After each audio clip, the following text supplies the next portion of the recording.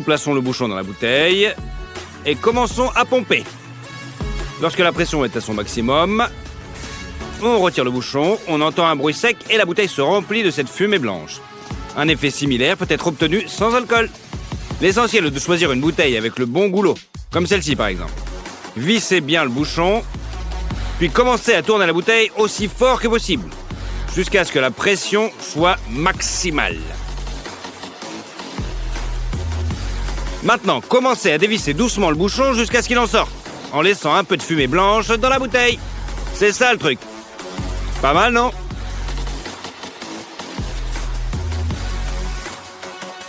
Pour le prochain tour, nous avons besoin d'une bouteille d'eau distillée, que nous mettons au congélateur pendant 1h30.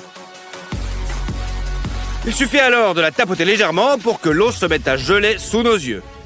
Incroyable! Vous pouvez aussi frapper la bouteille contre la table et vous obtiendrez le même effet. Et si vous essayez de verser cette eau dans un verre, elle commencera à former une colonne de glace. Fixez l'allumette au bord de la table à l'aide d'une brique. Attachez une corde autour du goulot d'une bouteille pleine et fixez-la à la base de l'allumette. Puis insérez la deuxième allumette de la même manière et reliez-les à la troisième allumette. Maintenant, la brique peut être enlevée et les 3 allumettes fragiles peuvent facilement supporter le poids de 2 litres d'eau. Mais si l'on enlève une seule allumette, toute la structure s'écroule. Et voilà. Pour notre prochaine expérience, nous versons de la glace dans une bouteille d'eau. Elle commence immédiatement à s'évaporer et nous devons visser le bouchon sur la bouteille. Dès qu'il est vissé, nous nous retirons d'urgence à une distance plutôt sûre.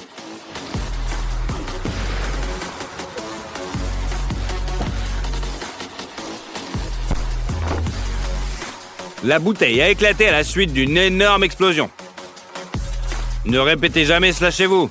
Mieux vaut vous abonner à notre chaîne et cliquer sur la cloche. Alors, il faut d'abord percer 2 petits trous sur les côtés opposés de l'œuf. Prends une bouteille en plastique et fais un trou dans le fond. Tu la remplis d'eau. Fixez l'œuf préparé au goulot de la bouteille avec de la pâte à modeler et retirez vos doigts du trou de la bouteille pour faire sortir tout le contenu de l'œuf sous l'effet de la pression.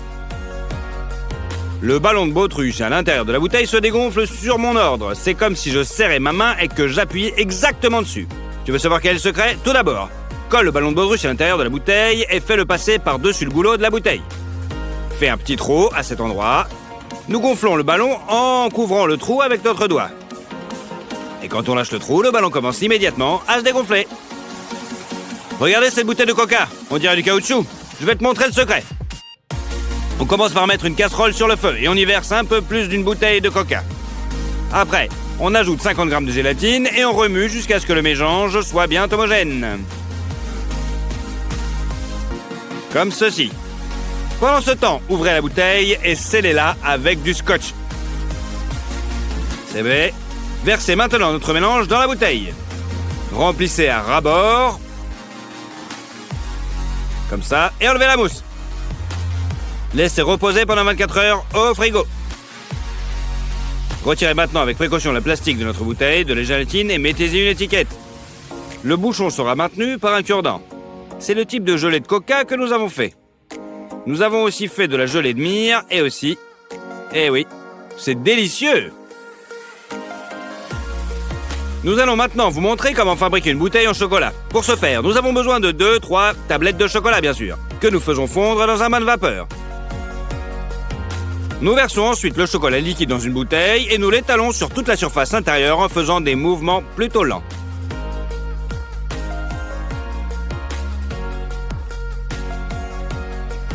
Comme ceci.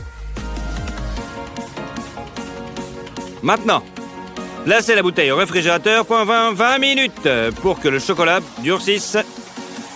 Sortir la bouteille du réfrigérateur et verser des bonbons à l'intérieur. Après cela, retirez le moule en plastique à l'aide d'un cutter.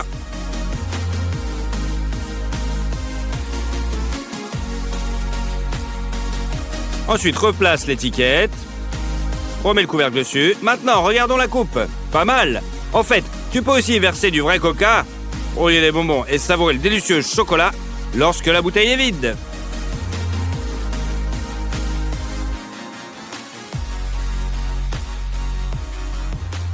très diététique. Et maintenant, nous avons une expérience trop cool à réaliser. Faisons un trou dans le fond de la bouteille.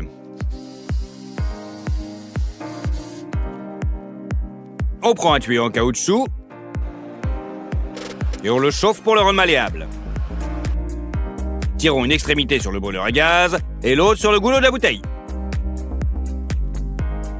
Nous fixons notre construction à l'aide d'un tuyau en plastique et de quelques colliers de serrage. C'est ainsi que nous avons fabriqué l'attache. Nous mettons le gaz dans le tuyau et nous produisons une étincelle. L'étincelle descend le long du tuyau comme une montagne russe et finit par une petite explosion dans la bouteille. Vous voyez comme c'est beau dans l'obscurité totale. Mais ne refaites jamais cela à la maison. Cela peut être assez dangereux.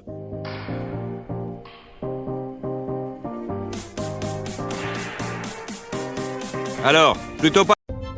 Comme vous pouvez le voir, il est verrouillé. On prend une vis ordinaire. On la met dans le trou. Et on commence à la serrer doucement avec un tournevis. C'est pas très difficile jusqu'ici. Lorsque la vis est bien serrée à l'intérieur, prenez un pied de biche et saisissez-la. Tirez-la et arrachez le mécanisme de la serrure en même temps que la vis. Le mécanisme se trouvant à l'extérieur est arraché directement. Et oui, rien ne nous empêche d'ouvrir la serrure. Pour ouvrir un cadenas ordinaire, il faut 2 clés. Tenez ici et commencez à la tourner à l'envers. Regardez. Un petit effort suffit à tout casser et ouvrir le cadenas. Voici quelques exemples de ce principe dans la vie réelle. Soit sur une porte,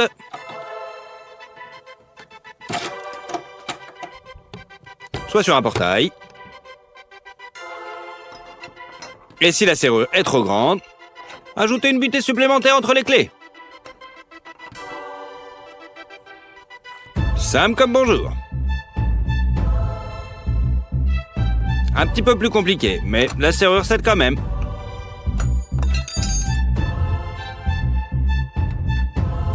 Cette méthode fonctionne également avec des serrures à code. Si la serrure ne cède pas, essayez de changer la position des clés de manière à ce que la pression soit dirigée vers la partie supérieure de l'anse.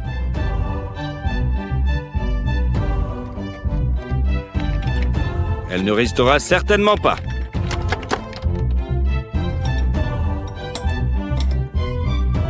Et oui, cette méthode fonctionne avec le cadenas, mais même si elle demande beaucoup plus d'efforts avec toutes les serrures précédentes. Cette méthode est universelle, mais après cela, le cadenas sera déjà mis hors service.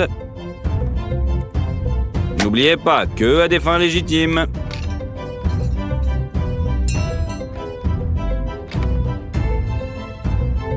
Et voilà.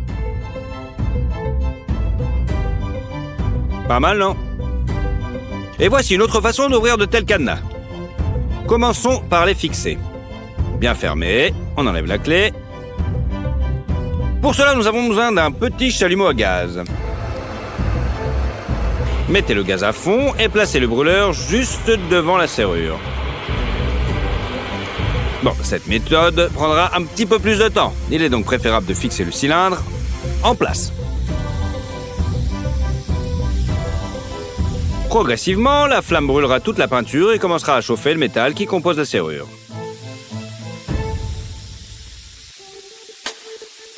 Lorsque la température devient critique, la serrure fond et se fissure progressivement.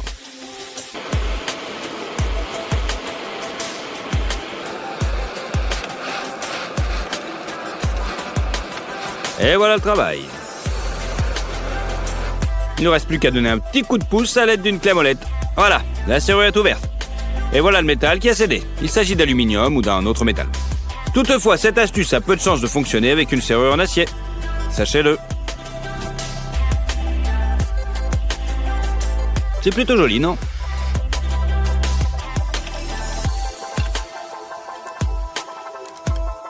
Vous voyez, ça ne fonctionne pas.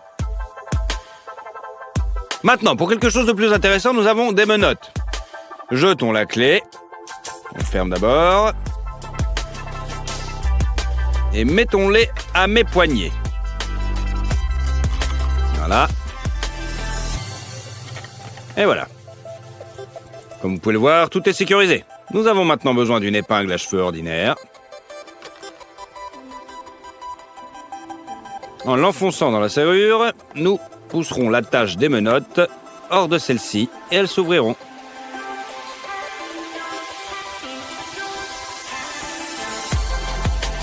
Avec une main libre, c'est encore plus facile. En chevauchant les fils à l'intérieur, la barrette empêche les menottes de fonctionner correctement. C'est tout.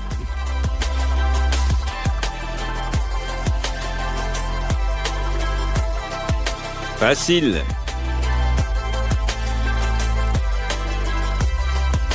Avis aux voyous. Ensuite, nous avons la serrure à combinaison. Alors, comment elle fonctionne? On retire la manille de 180 degrés. On l'enfonce et on fait une combinaison aléatoire de chiffres. Date de naissance, tout ce que vous voulez. Ensuite, nous tenons compte du bréchet et nous fermons la serrure. Si l'on réarrange les chiffres, la serrure est fermée. Pour l'ouvrir, il faut d'abord aligner les chiffres et tirer la serrure vers l'arrière, ce qui la bloque dans cette position.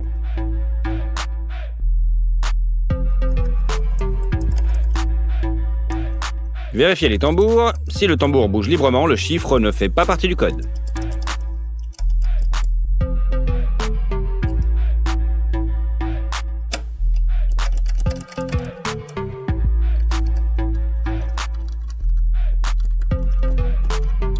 S'il est serré, vous avez deviné le chiffre. Vous devez maintenant choisir le bon chiffre pour chaque tambour, ce qui peut prendre un certain temps.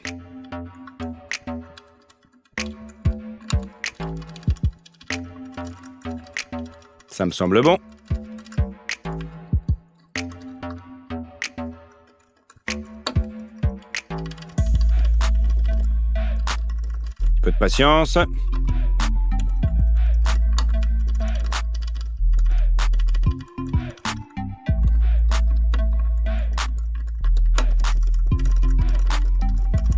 Jusqu'à la serrure s'ouvre enfin.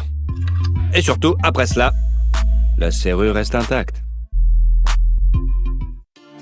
Nous allons maintenant vous montrer comment fabriquer un cadenas à partir d'une boîte de conserve en alu. Nous avons besoin d'une petite plaque sur laquelle nous faisons 2 entailles peu profondes. Nous plions les côtés et nous arrondissons la partie centrale avec des ciseaux.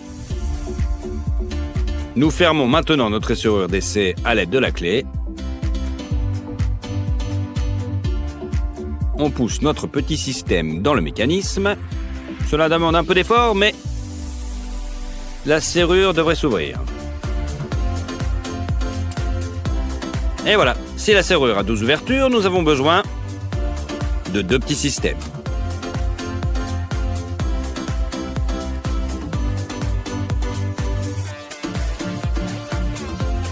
Vous les enfoncez. Le deuxième.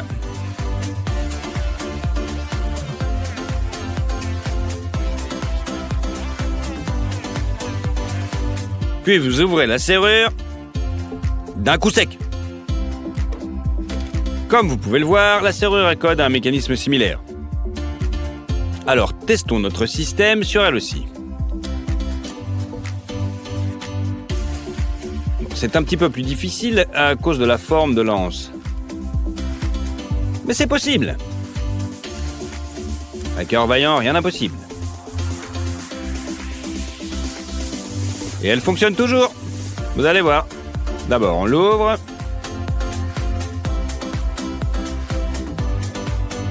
On enfonce. Un peu plus difficile.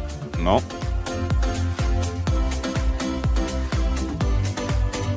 Le coup sec. Et voilà. Et voilà le travail.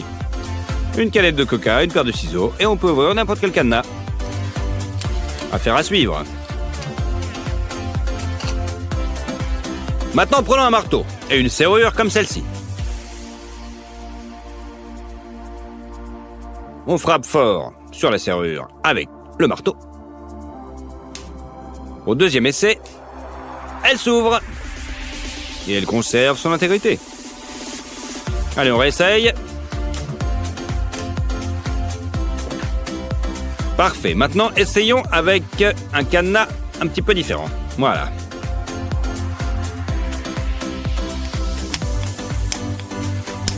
Malheureusement, nous avons beau frapper comme des bourrins, la serrure reste fermement fermée.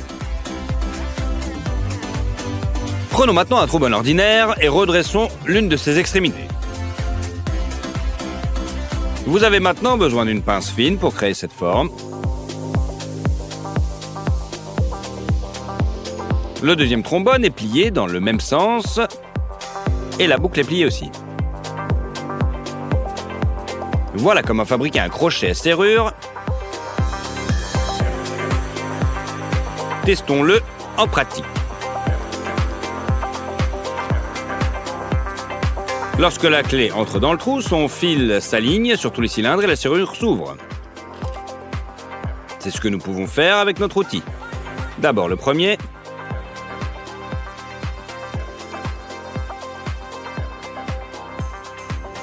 Ce n'est pas aussi facile que ça en a l'air, mais ça marche.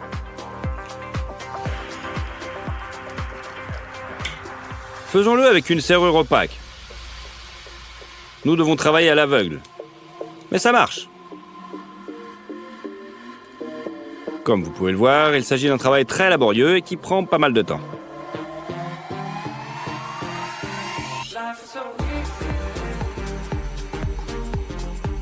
Pour le rendre plus rapide, il faut juste s'y habituer. Mais ensuite, n'importe quelle serrure fonctionnera. Vous pouvez également fabriquer un tel crochet de serrure à partir d'une épingle à cheveux. Il fonctionnera de la même manière et sera tout aussi efficace que votre épingle. Que votre fil de fer, pardon.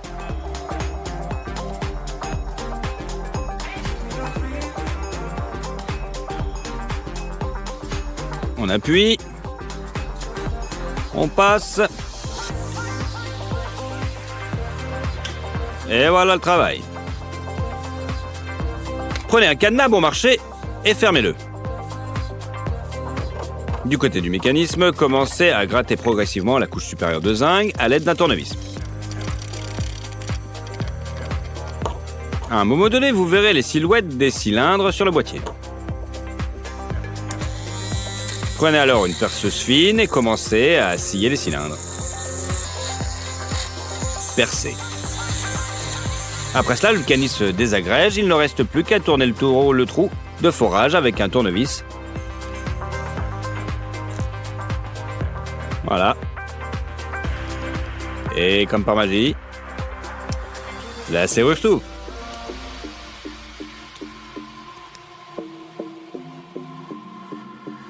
Certaines serrures peuvent être ouvertes avec un couteau de cuisine, en l'insérant dans le bon angle. Vous pouvez facilement pousser à travers tous les cylindres.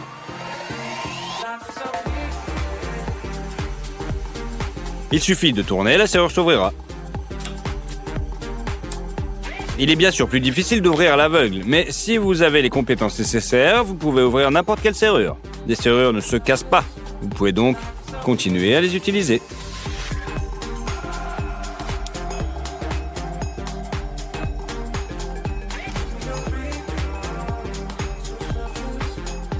Facile, non ?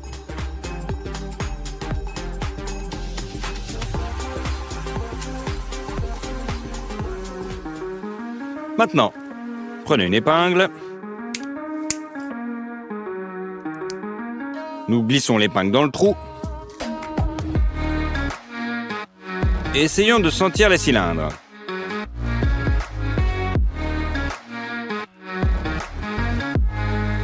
Puis nous introduisons le tournevis et essayons de le tirer fermement. Là, la serrure est ouverte. Allez, un dernier essai. Nous allons maintenant vous montrer comment copier les clés avec les outils dont vous disposez. Le fil de la clé joue un rôle essentiel. Chauffons la clé avec un briquet. Lorsqu'elle est recouverte d'une couche sombre, nous la recouvrons d'un scotch afin de coller cette petite couche.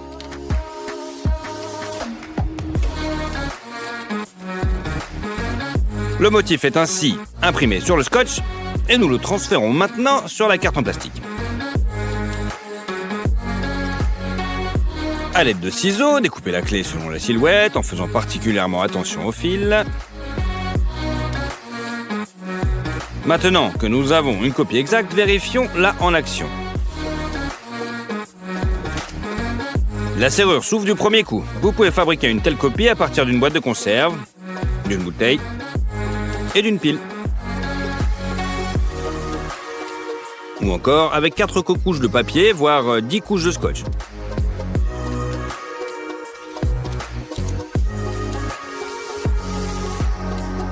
Un tournevis est utile pour les répliques en matériaux souples, pour tourner le trou. Mais sinon, elles font un excellent boulot.